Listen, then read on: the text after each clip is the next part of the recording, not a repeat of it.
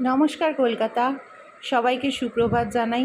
সকালবেলায় প্রচণ্ড রোদ উঠেছিল। দেখো রোদে আমার সব গাছের পাতাগুলো মিইয়ে গেছে, বেচারারা আর পারছে না গরম সহ্য করতে।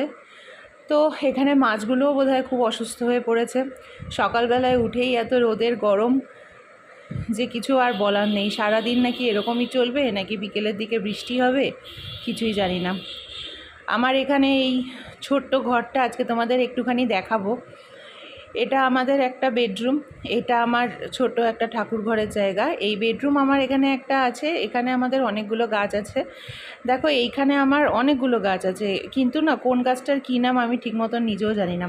আর এখন বাজে সকাল 6টা 10। এই সময় রোদের তাপ দেখছো, মনে হচ্ছে যেন দুপুর 12টা বাজে।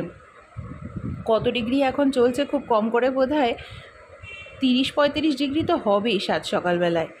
আর এইখানে দেখো, এখানে না একটা জবা গাছ ছিল, জানো তো জবা গাছটা না নষ্ট হয়ে গেছে। আমি এখানে কয়েকটা টমেটোর বীজই পুঁতে দিয়েছিলাম, বোধহয় ছোট্ট ছোট্ট চারা বেরিয়েছে। দেখো ভর দুপুরবেলায় প্রচণ্ড বৃষ্টি।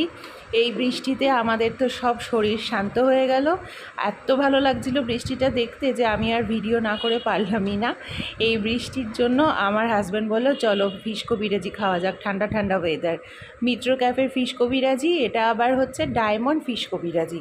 নর্মাল ফিশ কবিরাজি অ্যাভেলেবেল ছিল না, তাই জন্য আমরা কিছু টাকা বেশি দিয়ে ডায়মন্ড ফিশ কবিরাজি খেয়ে নিলাম। টাটা, সবাই খুব ভালো থেকে সুস্থ।